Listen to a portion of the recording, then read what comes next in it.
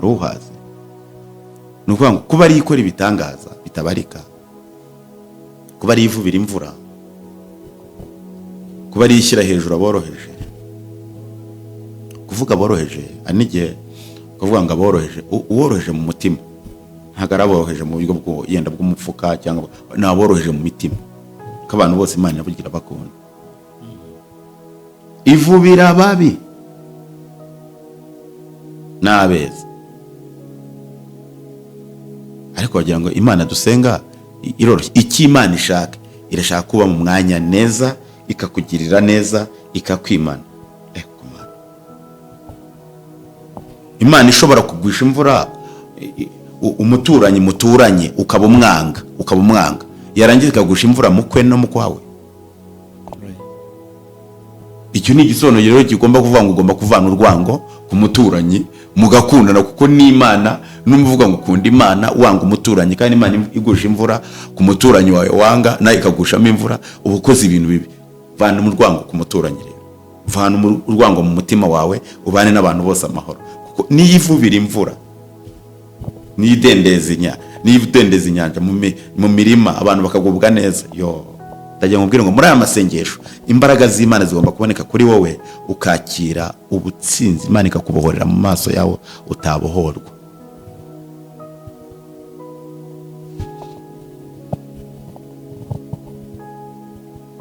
Muzigeri ndabona ari mu munezero, nimba aya masengesho afite imbaraga, izo mbaraga nawe mbanza zamugezeho. Zamugezeho niyo ikora ibikomeye bitarondoreka n'ibitangaza bitabarika, niyo ivubira isi imvura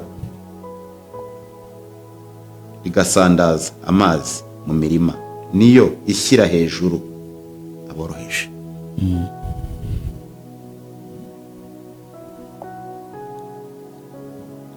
Ndakurahiye niba mu mutima wawe ugenda wumva woroheje, uguwe neza, wishimira abandi byiza, ntabwo Imana izayemera ko umwara.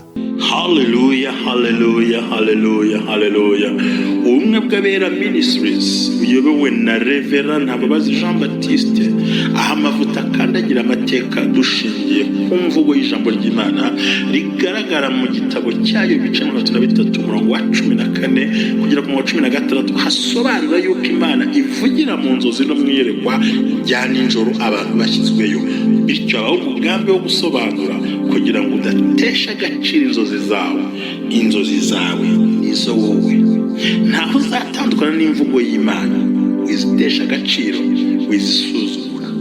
Izigambiriye kukugirira nabi zishingiye kuri karande ufite n'Imana ibikubwira, bisenye biveho. Ibishingiye mu kuri nabyo bisenga ukiranuke. Ubumwe bw'Abera Ministries, buri muntu wese mu itorero rye abo wejejwe akore nk'imirimo, ariko duhurire mu gukiranuka no kubaka ahazaza hawe hashingiye ku nzozi zawe n'imitekerereze yawe n'ibikorwa byawe. Uri uw'agaciro, uriwe, kandi uriwe n'Imana izubakiraho amateka adasanzwe. Ubumwe bw'Abera Ministries, umuntu arisanzura akamenya yuko Imana iri mu ruhande rwe. Shalom, shalom. Ndagusuje, nkwifurije kugira ibihe byiza udukurikiye uherereye hose. Ni kumwe bw'Abera Ministries, amavuta akandagira amateka ubuzima bugahinduka. Turabasuje rero aho muherereye hose, turagarutse kandi turakomeje amasengesho yacu. Ndacyari kumwe na Silas. Waramutse neza? Yego, ndashima Imana. Ikaze. Murakoze cyane kuduha ikaze. Imana ikomeze kuduhera nawe kurama, n'abadukurikiye Imana ibahe kurama mu izina rya Yesu. Amen. Ndumva nguwe neza, bamwongeye kunyakira. Ko aya masengesho afite imbaraga. Hano se ko ari mu rugo rwawe? Bivuze ngo mu rugo rwanjye, ubwo uzi igisobanuro gikaze. N'ubundi kirakaze, si mu rugo se? Ngiye kumera nk'abandi mu kiganiro twakoze cyo kubohoka cyane nimugoroba, hari umuntu wambaje ngo ko wavuze ngo mushumba ngo aje aho wakoreraga umurimo ngo biriya wavuga ngo byari ibiki, ngo ubundi ko wavuze ko ngo utamuzi kandi mukorana buri munsi ku munsi, usi watubeshye. Ubwo yaramukubazaga, urumva yamumbazaga yijijisha nawe ukamusubiza wijijisha. oya ntabwo namusubije nijijisha, namusubije mu kuri. Yego.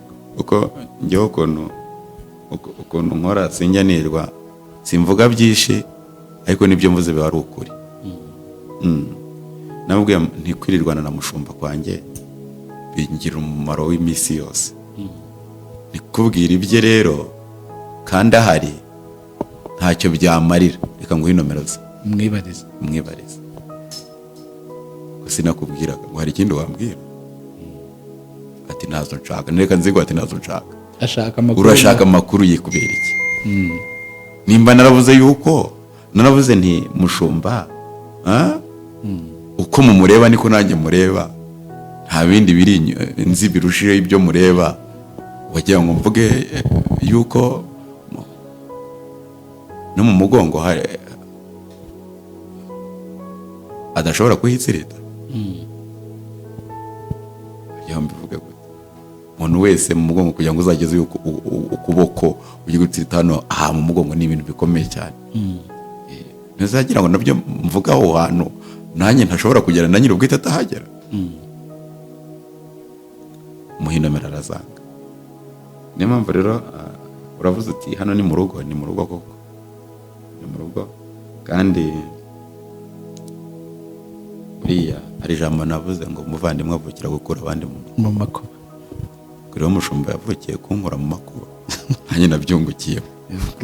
none mbigenze gute? arindi jambo yigeze kuvuga turi kumwe njye na mushumba turi kumwe turi kuri kamera, baravuga ngo ntabwo umuntu akwiye ngo nushaka ko unyifotorezaho ntabwo bizaguhira.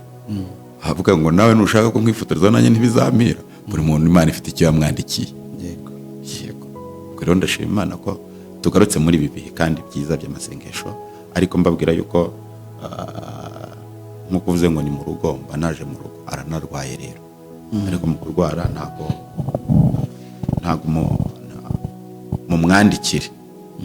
abashaka ko mumwandikira abamuhamagara rwose mwihangane, kandi baramuhamagara tukabibona, ariko abashaka ko mumwandikira abamuhamagara mumwandikire, kandi ni byiza cyane kurusha ibindi. je ndifuza ko twasenga, ariko numva ko wadusengera. njyewe kandi ese gusenga cyetse nimba bigize icyaha. oya si icyaha. none ze kuvuga ngo njyewe kandi nyine nibyo, nimba ari byo uhisemo, nimba wumva nta cyaha kirimo. yego. Mana turagushimiye, tugushimiye ko uri umunyembabazi, tugushimiye ko udukunda, tugushimiye yuko uba waturamukije amahoro. ibyo nabyo uba wabikoze ku buntu bwawe n'urukundo rwinshi dukunda. ntabwo twirengagije ko hari benshi biba bitakunze. turagushimira yuko tutari muri gereza, tutarahacecekerwa, ndetse tubasha kugenda bikemera, tukanavuga bikemera. turagarutse n'ubundi ni muri bya biganiro bibohora benshi, kandi benshi bagiriramo umukiro. rero utanga imbaraga nyinshi ku bwa Yesu Kristo umwami wacu, amen. Imana igumugisha. umva atadusengeye neza cyane. iryo ni isengesho ribohora, yego, ritari iry'induru, ritari irya iki, rivuga umuntu yumva rifite ubuzima. ejo bundi waradusengeye, hari umuntu ahamagara ngo ategere burya azi gusenga, bene kari akagene ahura n'umukozi w'Imana udasanzwe. akaba abantu baba bashaka iki? baba bashaka amakuru menshi, ntayo bafite rero. ntayo bafite. noneho rero muri aka kanya reka dusome iri jambo dusanga hano muri Yobu, igitabo cya Yobu, ibice 5 ku murongo w'9. ibice 5 ku murongo w'9 aravuze ngo ni cyangwa nimba wageze niyo ikora ibikomeye. ibice 5 umurongo w'9 haragira ati niyo ikora ibikomeye bitarondoreka n'ibitangaza bitabarika. niyo ivubira isi imvura igasandaza amazi mu mirima. niyo ishyira hejuru aboroheje n'ababoroga ibashyira mu mahoro. yica imigambi y'incakura kugira ngo amaboko yazo adasohoza imirimo yazo. Imana igumugisha. hano harimo ijambo ravuga ngo n'ababoroga. uzi ko abantu bari mu kuboroga kuko ibiciro biri hano hanze. byihorera. Si twatangiye ejo bundi wari wambwiye ngo nsengera. Umuntu ubasha kubonera abana igikoma cya mu gitondo, yego, akababonera ifunguro rya saa sita na nimugoroba, ubwo udashimye Imana waba uri mu bihe. hari umuntu wambwiye ibintu ndaseka ndumva, arambwira ngo nsengera ni ngusengera iki? Ati ubundi nayo nsanzwe nkonje none nsigaye nshyushye, ndetse ndasengera iki kugira ngo wongere ukonje?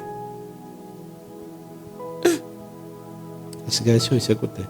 Umubiri we ati nari nsanzwe nkonje, ati none ndashyushye, cyatumye ushyuha niki? Ati ni ibibazo mfite. Ibibazo bimeze gute? Arambwira ibibazo by'abana, ibintu byose arambwira ati ndenda guturika. Unkuru ndenda guturika. Nireba ababoroga, nikora ibitangaza bitabarika, nivubira imvura mu mirima y'abazi ko imvura itagwa. Aho umuntu yaburiye Imana ishobora kuhatangira ubuzima.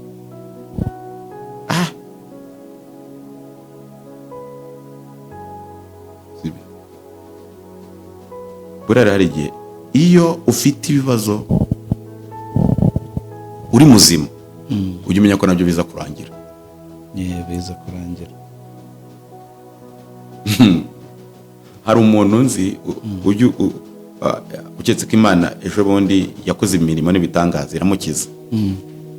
Yararyamaga, kandi ni umuntu Imana yagiriye neza. Yararyamaga ibivumvuri bigaca mu matwi, ibisimba udusimba tugaca mu matwi, tugaca mu maso. Tuvuye he? Tuvuye mu mutwe we. Ibyo abarozi babaga bamukoreye, bamukoreye ubwo bufindo. Hari ubufindo abarozi bajya bakora rero, bukaba ku muntu yaba afite n'amafaranga akumva atanayashaka, yishakira ubuzima. Nawe arayafite uwo muntu rero. Yajya kugira we ati kigaca hano mu gutwi, kigaca mu mazuru. Iyo umuntu ari muri icyo kigeragezo cyo kubabazwa umubiri, nashaka afite miliyari, nashaka afite ibintu gute, ababazwa umubiri, abashaka kubaho, abashaka ko yakira. Hakaba n'undi ufite ubuzima ariko abuze amafaranga, nawe bikamubuza amahoro. Yaryama ntasinzire kubera ko yaburaye. Isi ukeretse umugenga wayo niwe witegeka ibintu byose bikajya mu buryo, akabishyira mu igihe cya nyabyo. Naho twese turananiwe, abantu bose barananiwe. Ufite amafaranga arananiwe, utayafite arananiwe, ubyibushye arananiwe, unanutse arananiwe. Hari n'igihe bavuga ati uri ubyibushye yanyweye ibinini byinshi nta n'ibyo yananyweye, unanutse ati byaramwanze. Isi irarushye, mu kuruha kwayo iteye abantu mu kunanira. Abantu turananiwe. Ahubwo niyo ivubira, niyo ikora ibitangaza bitabarika. Ibi bitangaza bitabarika ubwayo, kubera ko ibikora ifite ububasha bwo kugukorera igitangaza hagati y'ahatari ibitangaza. Ifite imbaraga zo kukuremera umugisha hagati y'ahatari imigisha. Ifite n'ubushobozi n'ubutware n'ubudahangarwa bwo kukurenza igikombe kibi cy'umubabaro. Kuyirabizi niyo ikora ibikomeye, niyo ikora ibintu bikomeye bitarondoreka. Niyo ivubira isi imvura.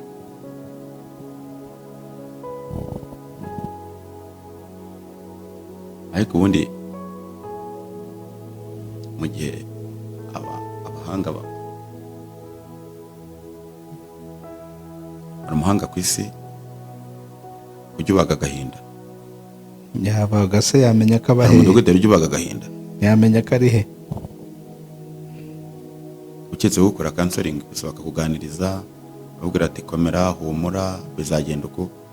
Ariko ujya kwinjira wakasize ku muryango, isohotse urakahasanga kagahita kakwambara ngakomeza, agahinduka urakambara, ukajya ukurira indege ugafite, ukurira imodoka ugafite, ukurira moto ugafite, ukajya ku gitanda cyawe ugafite. Agahinda, uzi ko agahinda uba uri umugabo ufite umugore, wajya ku buriri umugore agasinzira kakagusepfuza, waba uri umugore umugabo agasinzira kakagusepfuza, undi yisinziriye kubera agahinda. bati karakanyagwa. Agahinda karakanyagwa pe, agahinda. Ariko umara agahinda, dogiteri w'agahinda ni Kristo Yesu. Ese ahantu imvura ayibika hari uhazi? Abahanga habika imvura, ububiko bw'imvura Imana ahibubika hari uhazi? Ahibika ijoro ahiribika hari uhazi? Ahibika amanywa uko bigenda bisimburana hari uhazi? Ni ukuvuga ngo kuba ari ikora ibitangaza bitabarika, kuba ari ivubira imvura, kuba ari ishyira hejuru aboroheje. Kuvuga aboroheje ari n'igihe kuvuga ngo aboroheje, uworoheje mu mutima ntabwo ari aboroheje mu buryo bwo yenda bw'umupfuka, cyangwa ni aboroheje mu mitima, ko abantu bose Imana iravugira bakunda. Ivubira ababi n'abeza.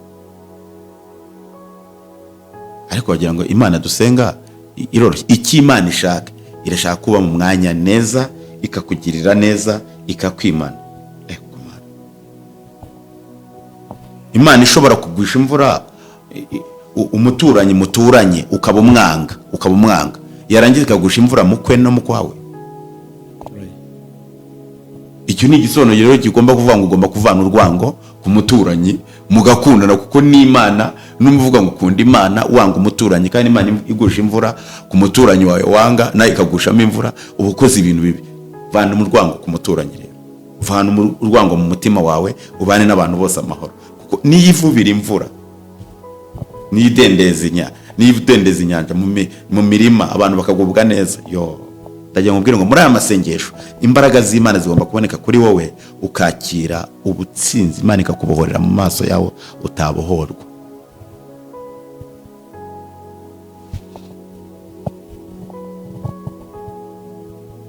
Muzigere ndabona ari mu munezero, nimba aya masengesho afite imbaraga, izo mbaraga nawe mbanza zamugezeho. Zamugezeho niyo ikora ibikomeye bitarondoreka n'ibitangaza bitabarika, niyo ivubira isi imvura igasandaza amazi mu mirima, niyo ishyira hejuru aboroheje.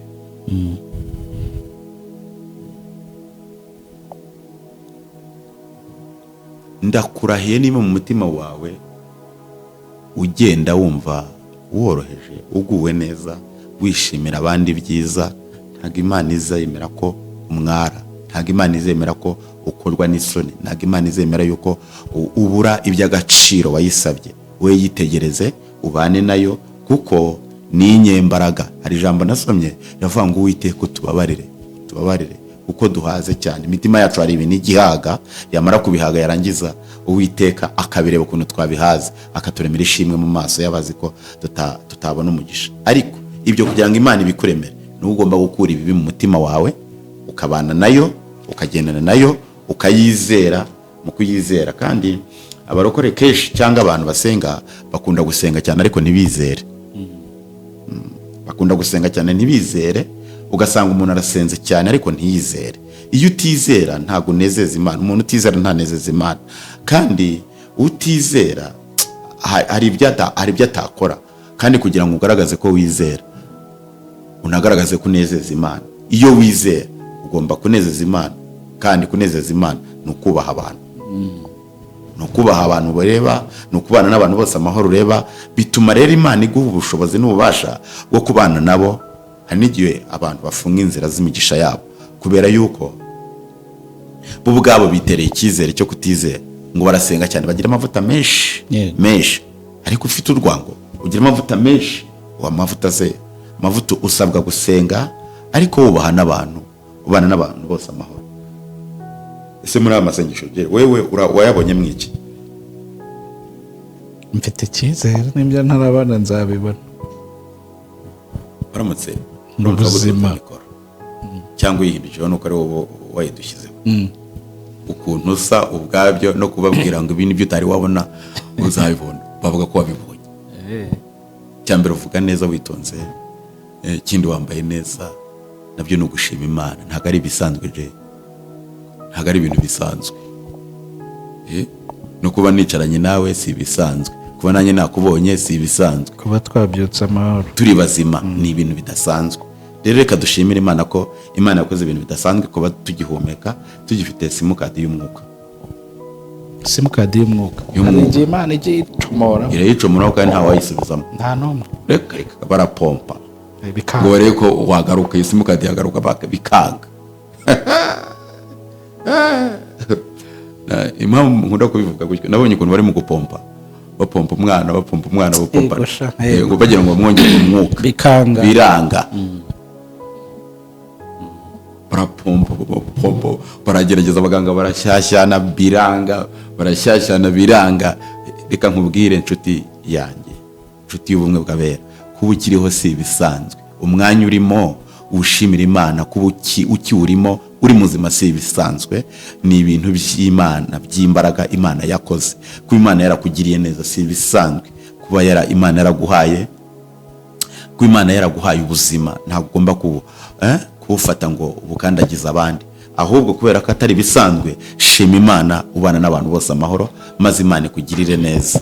Tugiye gusenga. Mana, turagushimiye, uri Imana yo kwizerwa. Ndatura ikintu cyitwa ubuzima, wo kugira ngo abantu bose ubahe ikintu cyitwa umwifato wo kumenya abandi, umwifato wo kubana n'abantu bose, mu izina rya Yesu Kristo. Uyu mwifato iyo umuntu awufite, abana n'abantu bose amahoro, akora ibintu bitatu bikomeye: yubaha se na nyina, akubaha igihugu, akubaha n'Imana ikorera muri we.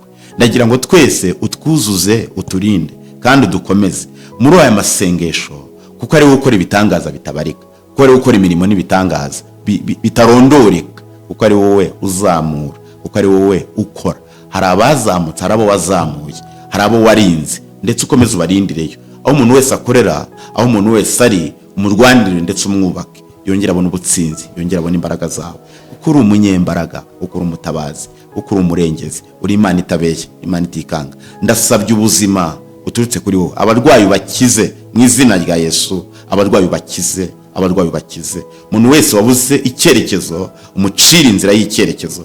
Umuntu wese wabuze inzira, umucira inzira. Uwo byacanze ubicangure, ureme ikimenyetso cy'ibyiza kuri buri muntu wese ukurikirana ubumwe bw'abera. Ndasabye nkwinginze ngo ukuboko kwawe kwiza kuboneke ku muntu wese, kuboneke ku mukobwa, kuboneke ku musore, kuboneke ku mugabo, kuboneke ku mubyeyi, mu izina ryawe Yesu Kristo. Urakoze ujye komeza kubana natwe mu izina rya Yesu Kristo. Amen. Imana ibamugisha, turabakunda, muri ab'agaciro, muri abantu beza, mukomeze murame mu izina rya Yesu.